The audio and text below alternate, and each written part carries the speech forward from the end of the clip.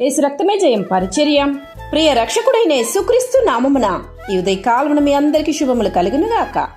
అతడు నన్ను ప్రేమించుచున్నాడు గనక నే అతను తప్పించేదెను, అతడు నా నామం ఎరిగిన వాడు గనక నే అతను ఘనపరచేదెను అని దేవుడే సెలవిస్తున్నారు. నా ప్రియ సహోదరి సహోదరులారా, నీ కష్టకాలంలో ఎవరిని చూస్తున్నావు? మనుషుల వైపా? మనుషుల వైపు నీ చూచినట్లయితే నీవు నిరాశను మాత్రమే పొందుకొందువు. నీ జీవితంలో, నీ కుటుంబంలో లేదా నీ బిడ్డల జీవితంలో ఏదైనా కష్టము లేదా సమస్య వచ్చినప్పుడు నీవు పైకి అనగా దేవుని వైపు చూచినట్లయితే ఆ సమస్యకు ఒక మంచి పరిష్కారం అని దేవుడు నీకు అనుగ్రహిస్తాడు. అంటే అలా కాకుండా నీవు అటు ఇటు లోకం వైపు, మనుషుల వైపు చూచినట్లయితే నీ శరీరత్వానికి చోటు ఇచ్చి తొందరపాటు తప్పుడు నిర్ణయాలు తీసుకోగలిగిన అవకాశాలు నీకు ఎక్కువగానే వస్తుంది.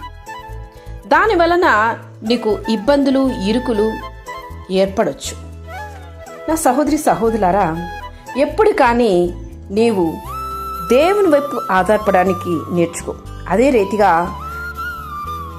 ప్రాణం మీదికి వచ్చినప్పుడు కూడా నువ్వే దిక్కు, నాకు సహాయం చెయ్యి అని ప్రార్థించే బిడగా నీవు ఉండాలి.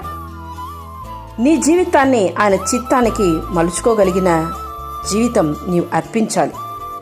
ఆయనకిష్టుడిగా జీవిస్తే నీవు ప్రార్థించక మునుపే ఆయన నీ ప్రార్థన ఆలకిస్తాడు. నీ ప్రార్థన ముగింపక మునుపే నీకు ఉత్తరం ఇస్తానని వాగ్దానం చేస్తున్నాడు ఆయన. ఇట్టి కృపను పొంది ధన్యజీవిగా జీవించు. అవకాశవాదిగా బ్రతికిన జీవితాన్ని ఇక చాలించు.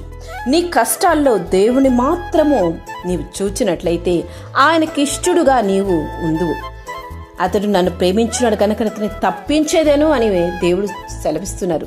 నీవు దేవుని మాత్రం ప్రేమించే వ్యక్తిగా ఉన్నప్పుడే నీ కష్ట సమయంలో దేవుడు నిన్ను తప్పింపగలడు. శ్రమలో నేను అతనికి తోడై ఉండును, అతను విడిపించి అతను గొప్ప చేస్తేను, దీర్ఘాయు చేత అతని తృప్తిపరచదును, నా రక్షణ అతనికి చూపించదనని దేవుడు సెలవిస్తున్నారు.